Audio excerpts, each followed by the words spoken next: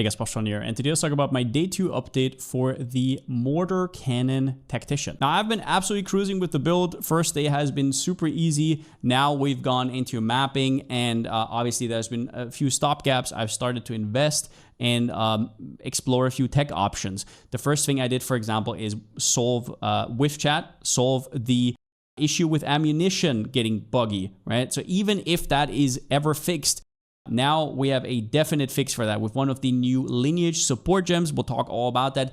We'll talk about how to make Mirage Archer less annoying. We'll talk about the lightning version, all of that in this video. So I'm going to explain all of that, but then at the end also some stuff for the future, because I will be making more update videos, obviously, but also some concerns I have with the build that we have to address ASAP and how that might work out, and maybe some chase items down the line that you could look out for. I'll quickly show you a map here. I currently have I don't know, 29 points unlocked. Yeah. I'll quickly show you a tier 12 that is currently where I am. This one does have a boss, so maybe I'll put that one in. I really hope this is not a long one. Otherwise, I will have to cut it out. PoE2 layouts are just, they're just something else. That's all I'm going to say. Let's put it here so you can see the life bar. Now, all you have to know is with the explosive shot, I'll talk about this setup, but yeah, it is extremely, extremely cozy. You go in, you plop down totems. Now, a big mistake that people make is they don't constantly put their totems down, right? That's a big deal because you want to have your totems down already when enemies approach, because otherwise you plop them in and now the enemies are on top of them and they're just going to zerk them down. So when we later talk about totem defense, always think about this. There's no reason not to plop down a totem, even if you don't know if there's an enemy around the corner, because it can already pre-throw. Right? As long as you have a little bit of mana regen, for example, from the clarity support in one of your auras, it should be totally fine. And then you just plop them down, they do grenades and all of that. Now, I am rolling a lot, and you will see that there is stuff, there's munition coming back, extremely, extremely smooth. There's no more bugs. We'll talk about all of this in this video and how you can completely navigate their bug. And even, honestly, even if they ever fix the reload bug, it doesn't even actually matter. Here you can see a little bit of single target from the get-go, but maybe I'll find the boss. Yeah, it's over there, so we can get right into it. Very smooth experience. Performance is a different thing, but I will say that on these normal maps, it's never really an issue. It's an issue on extremely dense breaches, and like normal abysses, for me, it's fine, but there's these maps that have full-on abysses. I did not know this was a map boss, but I guess we're about to find out. I hope it's not going to have phases, but I guess we'll see. I actually don't even have the sound on, I just realized. I don't know where to pre-throw here, I'll be honest. Okay, usually I could pre-throw. Now, I'm throwing down my voltaic grenades. Okay, this is the worst possible boss to show this off to. So yeah, make of that what you will. I won't read you this again. I'll just show you real quickly how this zerks down. Just imagine this was a normal boss without a face, but yeah, the damage is holding up in endgame. So let's go through the list. Some of these are frequently asked questions, and some of them are just stuff that needs to be talked about. The first thing you have to talk about are these gloves right here, Valakos Vice. What these do is they convert all the fire damage that you deal to lightning damage, which if you look at the explosive grenade, 80% of physical gets converted to fire, and now that gets converted to lightning. This is also reflected on the sheet right here. You can see there's a little bit of physical, the cold doesn't matter, but then there's the lightning and no fire. Now you might think this is a big deal, but it really isn't. We are probably going to unspec out of it eventually, maybe not, maybe we do. The only reason right now is Ignite sucks, and that's attached to fire, and the ailment attached to lightning is Shock, and Shock is very good. As well as that, we can also apply Electrocute with Voltaic Grenade. So in general, just very nice. Plus, we can make use of the Electrocuting Exposure, which gives us basically 25% more damage at this point. And we can take stuff like Chance for Lightning Damage to be lucky. We have very good pathing through these nodes right here. We would want to take Forces of Nature anyways. And also, Valakos Vice is just good stat-wise. It's 50 raise, 50 stats. It's attack speed. Like, it's just a good pair of gloves. There's not much more to say. And they drop like candy, so they are never really expensive. And this might change tomorrow or day after, depending on certain factors. One of the reasons why, for example, I didn't stick with fire for now is I couldn't really figure out how to really armor break. Now there is a combo up here.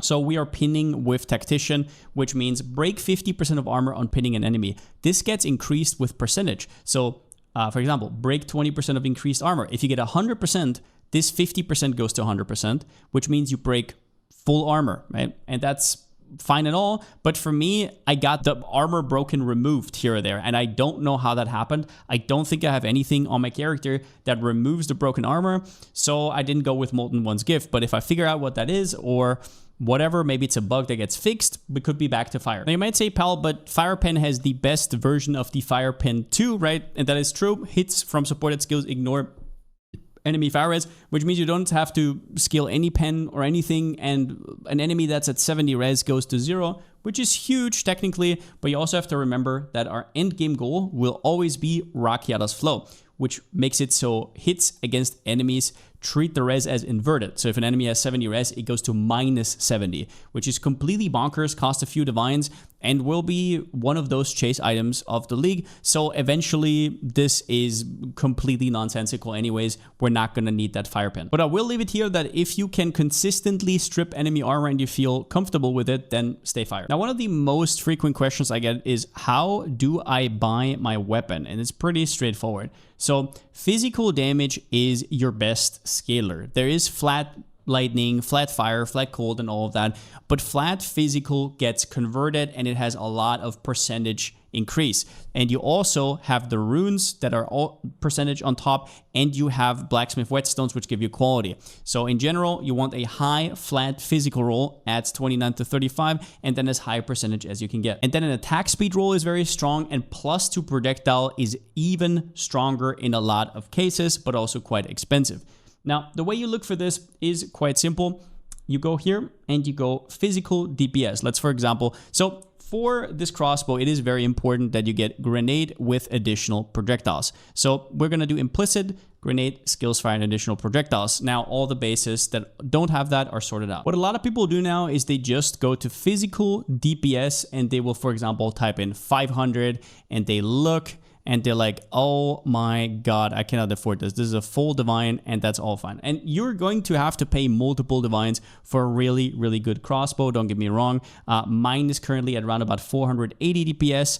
I have no really good suffix, but for example, this guy, you can see he has +1 to maximum number of summoned ballista totems. Now, there's something wrong here. Where does that stat come from? It is one of the Abyss modifiers. You can find this one in the Mastodon Badlands, and then click to travel to the Well of Souls on the right side, and now you're here. And yeah, you can go to the Abyss and craft items. This is how you unveil the new jewel, and in general, just the items you might have found along the way. And this is where you can basically add a modifier to an item. So having a modifier open, an empty modifier, whether it be prefix or suffix, is extremely, extremely valuable, especially on your weapon. Now you can go to PoE2DB, you can go modifiers, crossbows, and then you're right in this section, and you will see there's prefixes. Grenade skills have +1 cooldown use. It's decent, not that good. Grenade damage, increased grenade duration, really solid. +1 number of summoned totems, strong. Hits against enemies within 2 meters, probably not that great. And then some pen, which is also not that great. In general, you would want +1 to ballista or this, but you can also get normal modifiers, right? So in general, what you would want to do is that there's a few tricks here. And I can't really show this to you because I'm currently extremely, extremely poor, but there is the Omen of Abyssal Echoes. The way you have to think about this is you click on it and then you have 3 choices of what to take. Has to be an open affix. This one makes it so you can reroll one of these options and try again. However, this one is expensive. As of this recording, it is just shooting up. It went from 20 to now 30, so it's just going to keep going up and up because people are going to min-max with this. So this is only really worth it if you have a decent enough weapon. Otherwise, you should just YOLO it. Now, the items you need here are not jawbone, preserved jawbone, or ancient jawbone. Ancient jawbone, I can tell you right now, is way too expensive. This is for ultra min-max gear. But for example, preserved is quite affordable. So you buy this for free exalts and then you right click it and apply it on your weapon, and then you can get it into that in there. The one with the reroll chance, you have to right click before you use it. And why do I say all of this? I say this because you could also just go, instead of paying this much, you could also just go 400 and, for example, search for an empty prefix modifier. And maybe there is somebody in there with an empty prefix modifier. And there you go. And you could slap on one of those modifiers there, and most likely this one will end up actually better than the 500. Now, this is maybe not the best example, but if you got something like 450 or so that's pretty important to know. The other thing is PoE trade does already calculate in if there's runes on the weapon. So 2 runes will give you 36% increased physical damage, which adds to your base weapon. Quality will as well. But that means that this weapon right here is actually underrepresented. This guy is underpricing relative to this guy, because if you bought it, this 423 PDPS weapon, you could put 2 runes in and it would be, let's say, 460, 417. So that's also always something to look out for, and why you shouldn't make your search too restrictive. Or let's say you don't want to screw around with this whatsoever. Look at the PDPS. I went down from 500 to 450, and we're now going to search, and maybe we find something cool. Well, you can see right here, this one has a lot of lightning damage. That is a absolute crapshoot of lightning damage. Plus, this guy still has a suffix open, so you could slam something like attack speed, and all of a sudden this goes through the roof. So you can see the DPS here is 544. Now, the lightning damage is not worth as much as the physical damage. It doesn't scale with everything. Good example here would be this node right here. Only scales off of your physical damage. A ton of other small stuff, right? But this is important to keep in mind. I would still not search with DPS in mind, but when you go through that list, combine all of those thoughts. Everything else completely depends on how much money you have, how much you're willing to craft yourself. With what I told you about the veiled stuff, people who do crafting and do research always have a huge advantage over people who don't. As for other gear, I upgraded my rings massively, and with massively, I mean just decent life and some resistances.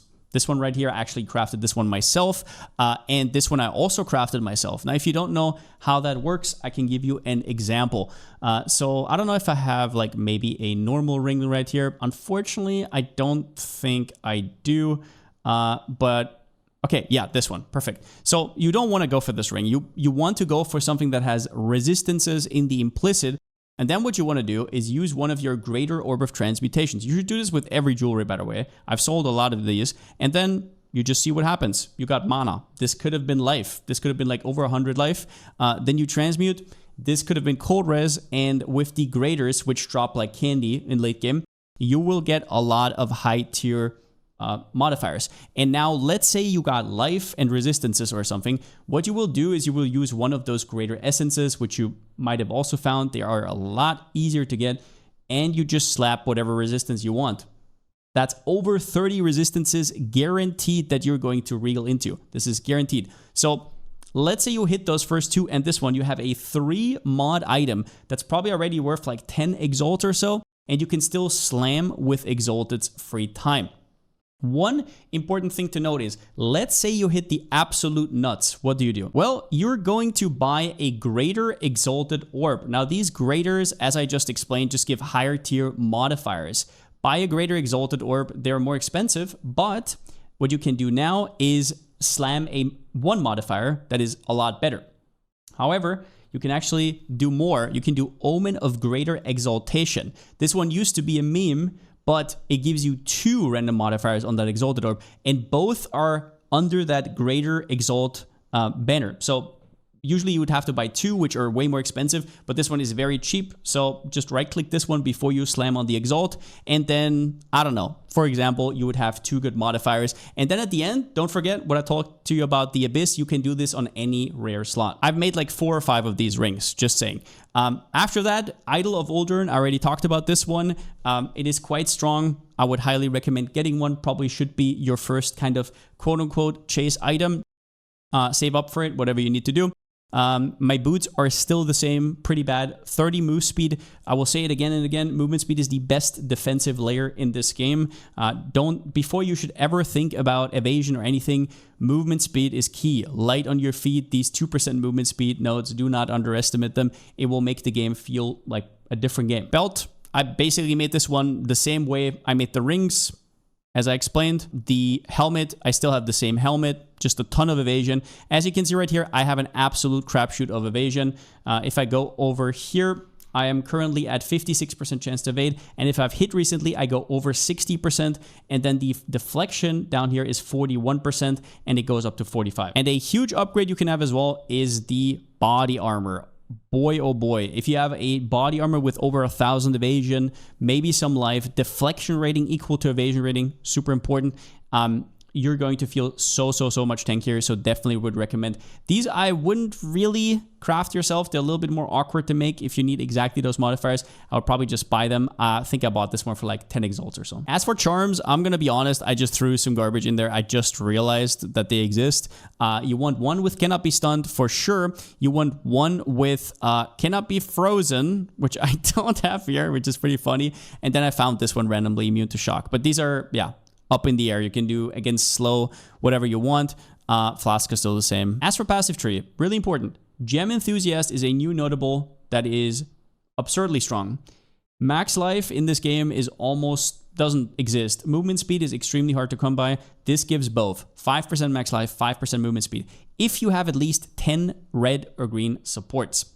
You can see this up here, and you will see that on the bottom, I have useless skills that I'm never using, just to throw some extra supports in there. I actually have too many, but do make sure you have enough for this, and this node is hella worth it. And even more importantly, if you later need those extra skill slots, you can just support your crossbow shots. If you're using your offhand, you will actually get 2 of them and then just throw random stuff in there. At level 90, as far as I know, you get the 6 links, so it should be super easy. But other than that, the planner is down below. I took this deflect wheel right here because it's just very strong for very little. I took careful conservation, and next I will take escape strategy. You just need a ton of percentage evasion to multiply all the flat evasion from your gear. After this, for example, I might go down to the jewel right here. As for the first jewel I have, it's just totem damage, totem life, nothing really else right here. After image, very strong. You usually have hit an enemy recently, so you just get 60% increased evasion. I think these I already had last time. And as for this, I now took solid plan. So I still don't have my 4th ascendancy, but the 3rd one I have right here. Now, as for skills, let's talk first about the weapon swap. This is the most complicated thing overall you will see right here. I currently do not have any weapon swap passives in, which I will 100% do. They're necessary, they're good, but right now we'll just show you the first half of it, which is allocating your skills correctly. What you want is you want to have explosive shot, which is only there to proc your grenades from your mortar cannon to be on 1 weapon passive. So this is used with weapons at 1, but not with 2. And then you want your mortar cannon, which is up here, to be allocated to weapon set 2. There is sometimes some bugs, so make sure that your explosive grenade is also on 2. It doesn't always happen, but just make sure. This is also important because of Mirage Archer. Make sure that Mirage Archer is only on your weapon set 2, and make sure the grenade in there is also only on weapon set 2.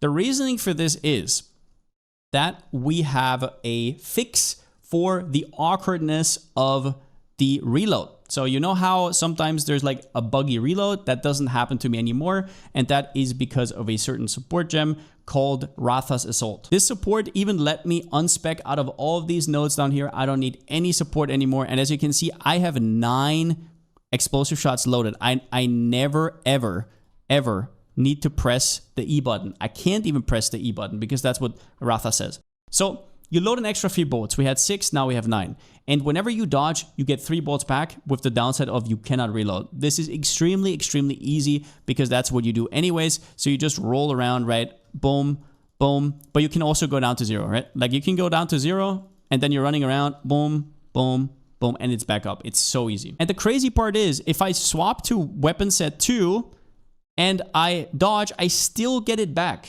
right? So you never have the problem of this awkwardness anymore. Now, the reason I put the Mirage Archer in here though is, as you know, Mirage Archer gets created when you dodge roll. And in theory, having to dodge roll so you can get your ammunition back is really bad because you're never gonna get Mirage Archer back. Because whenever you roll, now it's another 6 seconds, and now it's another 6 seconds. You're never ever gonna get your Mirage. But I will show you real quickly that this is not the case with this set. I just realized I can't do this in my hideout. But so here's the thing, right? Mirage Archer is technically not on while I'm on weapon set 1. So whenever you're shooting, nothing happens if you dodge roll, right? Nothing happens. But if you go to weapon set 2, which means like you put down your mortar cannon, boom, and you dodge, there it is. Okay, this has a lot of upsides.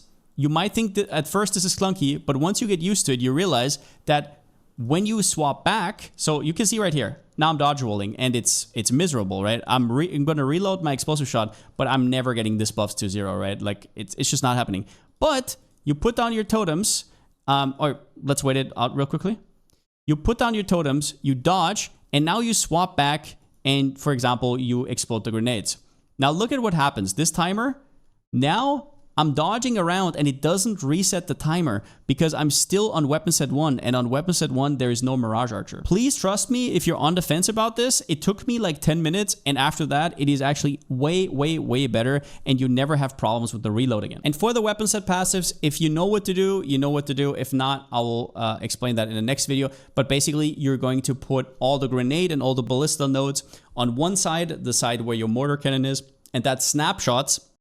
And on the other side, you're just going to put, I don't know, a little bit QL for explosive shot, or you can put more defenses, right? Like while you're in that weapon swap, you get free defenses. With that said though, what else changed? I now have a level 19 explosive grenade. Do not forget to get uncut gems. And remember that you can now buy uncut gems from Angie in this menu right here, down here. It's also really nice for getting support gems, especially for leveling and stuff like that. And I have a 6 link as well, as you can see. They're currently like 70 exalter, so urgent totems still in, super important. Ally armaments. Payload, I now have in instead of scatter shot. It just works out for more damage. The 70% reduced cooldown recovery rate doesn't really matter because we have 4 charges on our mortar cannon. So when you plop it down, it will hit 4 times regardless, never really hit the cooldown. And after that, most likely it's either dead or you have already replaced it, right? Or it will shoot a little bit slower. But 50% chance to activate a second time. I mean, you can imagine how strong that is. And then I just went lightning attunement. If you're the fire version, obviously go fire attunement. On explosive shot, Ratha's Assault, I just explained it. This is so important. I don't even know what else to say. Streamlined rounds, I did replace the chance to not consume bolts with rapid attacks just to make it feel a little bit better, simply because I have infinite bolts, right? As long as I dodge roll, so I don't need that. Multi-shot is just a little bit there for extra AoE. Voltaic Grenade is basically there to electrocute. Electrocute does kind of the same as pin, right? It stuns enemies so they don't do anything, which is nice. But it also gives you 25% more damage, and it just gives you a little bit more consistencies, and enemies just never do anything ×2. Also, do note that if you go to Tactician, you'll notice that this is not pin buildup, it is immobilization buildup, which also counts for electrocute, so we're pretty well set up in general. On the Mirage Archer, I now have a 5th link, also with payload. I have still multi-shot in here, but probably will replace that as well at some point. Ally armament, and yeah, after that, Wind Dancer. This one's important. So after you get your Ascendancy, you will have way more Spirit to work with. I currently only have Spirit that is on the character. I don't have any other Spirit on my gear. And I'm obviously on my weapon swap right now. Usually I do have almost all of it used up, but yeah, whatever you want to do. Wind Dancer. Put on Knockback, Blind, and Pin. You will see that if you put this on, it gives you 30% more evasion, which is awesome, right? But if you put this support gem combo on, what will happen is an enemy will melee you. It will knock them away. They will get pinned and like just stand there, do nothing. It is amazing, and it's super good against small melee enemies. We have War Banner, which I'm sometimes pressing. So Dareso's Passion, super cheap, 50% less glory to use. It only needs 100 glory now. You can plop it down here or there. It's okay. It's like... Currently, I'm not really building around it. I'm thinking about it, but it's really hard to implement. It's just so many points. I'll maybe have to do a weapon swap. It's definitely possible. But yeah, it's 25% more damage and 25% increased attack speed on bosses. It's obviously super, super strong. And I have clarity on for a little bit of mana regen, whatever you can fit in here with the extra spirit. I didn't play around with it too much. These two are completely useless. They're just there to carry extra support gems. Now then, let's talk totem defense. It is definitely becoming a lot harder for your totems to survive. But one thing I will say is upgrade your skill gem. So One thing you'll notice is my totem has 65 res and 30 chaos res, and yours probably doesn't. That is because this totem is interesting. It scales its resistances with levels. I don't know if they changed that across the board, but I noticed that. You start off with basically no res, and it's a big deal. Imagine you going with 0 res into maps.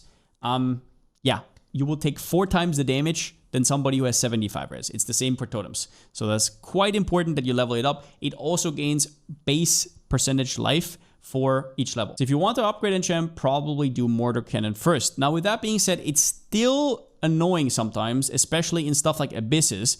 The #1 recommendation I can give you to avoid in terms of map modifiers is attack speed. So you'll notice these are really, really brutal. Increased monster attack speed, cost speed, they run up and they just like melee you. If there's a certain monster type, it will completely decimate you and your totems will die way more than if you didn't. And the second thing is kind of look at where you place your totems. A lot of people run in, like they literally jump in and then place it in the middle. I do this sometimes as well. It's PoE 1 brain, but PoE 2 is just a lot more clutch and you have to pay attention, and all of this matters. Or against bosses, spread them out a little bit. If you have them all on top and the enemy jumps on it, all of them are dead. If you had them spread out, you often have time to set it up, right? If you have spread it out, then only one would die. But this is something I'll keep in mind. If I know how to fix it, I'll obviously update you guys. Performance is an issue. I don't know what to say. It's not my fault. I'm sorry. The build is just kind of hella fun, but it is something you'll have to think about. For me personally, the only problem, the big problem, are these juicy Abyss maps with this green thing on top. Like half of the map is Abyss. They're putting my PC under stress. Everything else has been smooth on my side. I've turned down, I mean, I can scroll through my graphics setting it right here if it helps you out whatsoever, but do remember that your machine is going to be different. In general, yeah, it's something I will have to think about because the game is just getting juicier and juicier and juicier.